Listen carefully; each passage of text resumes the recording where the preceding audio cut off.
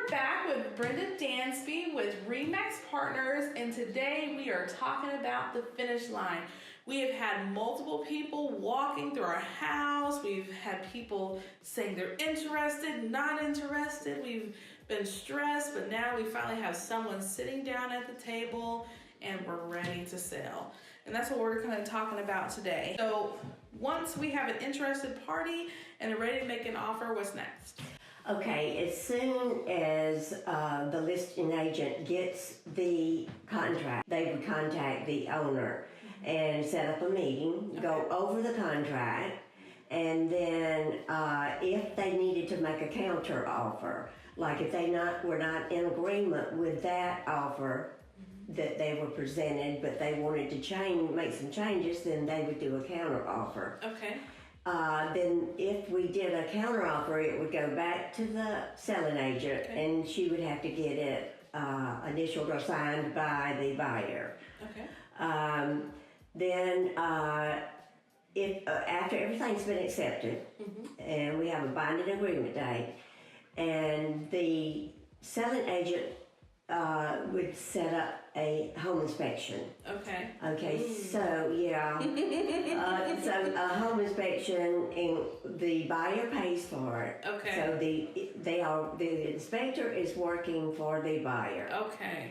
So they are in there to find anything and everything that's wrong with the property. Okay. So after that's been negotiated and we've got everything worked out with inspection, then we set up the closing and do everything that we need to do to get it to a closing table. Okay. So when we talk about inspections, what is my part in the inspection process? Do I need to do anything? Do I need to say anything? Do I just let them just come on in and do what they have to do? Okay. What's that process like? You can be there or you don't have to be there. Okay. The inspector's going to go around and he is going to be busy as bees trying to get everything inspected. He goes under the house. He'll check the roof out, but you do not have to be there. Okay.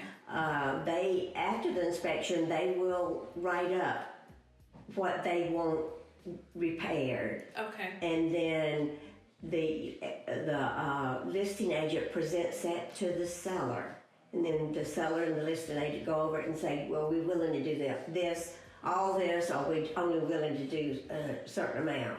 Okay. Then we would go back. If we weren't willing to do everything, then we'd go back and have the buyer look over it, and if they were okay with it, they'd have to initial off on the things we were not willing to do. Okay.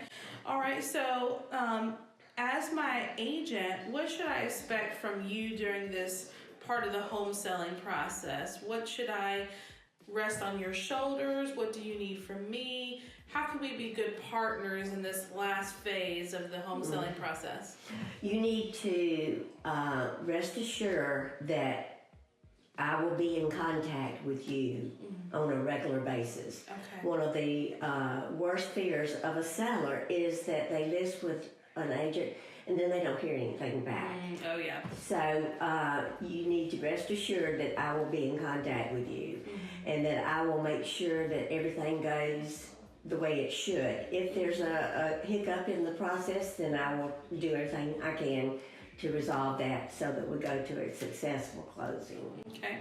So say, we go through the inspection process and the inspector finds something that is just overwhelming.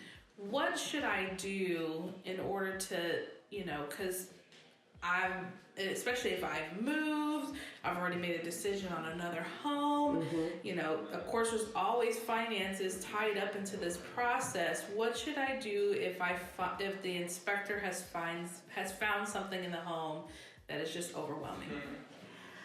Well, the problem is if this contract does not work out, because of the inspection, and you still keep your house on the market, you then have to fill out a new seller's disclosure disclosing the problem that the inspector found. Okay. So more than likely you're going to have to fix, if it's a legitimate repair, you're going to have to fix that. So and you just even have to if you be were living prepared. there, Okay. like you would want to, like if it was a joist under the house that was rotten, well, you would want to fix that even if you were going to stay there. Mm-hmm. So we just have to prepare ourselves. And is this something that we talk about in the beginning when we first sit down and we decide to list? Is this something that we go over? We go over the inspection process, but we don't know exactly until we get the inspection what items we need to address. So would you recommend an inspection on the front end before we list? Most people do not do that. Okay. And the reason is they don't want to pay that $350, $400 for pre-inspection. Mm-hmm. They usually let the buyer pay for that. Okay. Now, I think it's a great idea, but it's just hard to get the owners to do that. Okay, I understand. You know, finances is always an overwhelming thing, and sometimes when you find something, it kind of freaks you out a little bit, and you're like, you know, do I have the extra money to spend? You know, and then too, you want to get those people over the finish line, you know, to get them to buy your home. So, you know, I can understand why that part of it might be a little scary, but I'm pretty sure that as the agent that you would walk them through that and make sure that, you know, you understand where they are and that kind of thing. So once we have all the inspections and everything out of the way and we're ready to go, what's next? We just get the closing set up and have everything done, such as we want to make sure we have the termite inspection done. We want to know who the payoff is to, who their mortgage company is, so we can get a payoff, and just go through a list of things to get it to the closing table. Okay. And as our listing agent, do you come with a team that helps with those type of things? You know, so I wouldn't have to go out and find, you know, lawyers and other things like that. That's something that when I list with you, you help me with, or? Yes, I have people that I work with on a regular basis that are good and affordable. Normally, if the buyer brings you a contract, they pick who they want as an attorney. Okay. So, but that can be negotiated. If you're not in agreement with that attorney, that can be negotiated in a counteroffer. Okay. So, but that's something that we would need to bring up with you as our agent to say, you know, I really wasn't comfortable. You know, is there someone that you recommend? And then you also have people that you work with, and so it's really kind of like I have like a full agency that I'm working with, and that I'm not alone in making any decisions.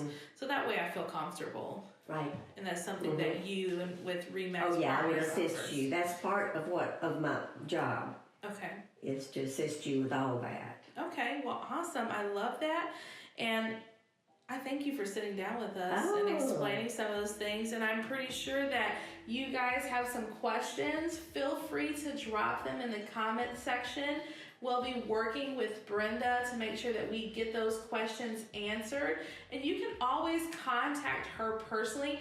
What is your information if they're interested in listing their home with you? How can they get in touch with you? Okay, my cell phone is 706-830-1080. And my email address is bdansby@gmail.com. And what is your website? BrendaDansby.com. And you can get in touch with her here. We'll have all the links and everything provided in the video so you can see that. You can get in contact with her, and if you're ready to list your home, I highly recommend Brenda. She has been in the game for a long time, and she's ready to work with you and work with your family and get that house sold. And hey, maybe you're interested in finding another home after you sell your home. She can help you with that too. So we thank you guys for tuning in for our 3-part web series on listing your home, what to do, you know, with your home, and what to do once you hit the finish line. Drop your questions below and we will tune in with you. Thank you for checking out CSRAkids.com.